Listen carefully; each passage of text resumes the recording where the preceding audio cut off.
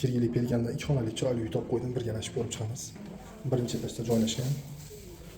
Hol qismi chap qo'lda mana sanuzeli. Bunisi yangi remont bo'lgan ekan. Onlar kafe bo'lgan. Bunisi yangi bosilgan, MDF eshiklar.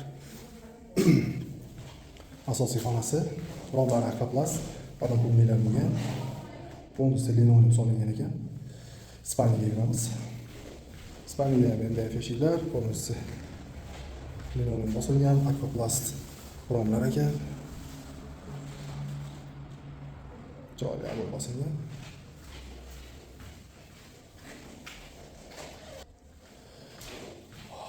Hop, hazlar kvartiramiz $22,500 baholanyapti.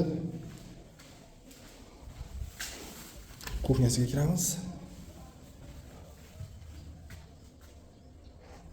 Kuxnya bitta kuxnyali mebel bosilsa bo'ldi. Mana tashqarida chiroyli agrotlar bor ekan. 8 ga 8 chiroyli agrot bor ekan mana.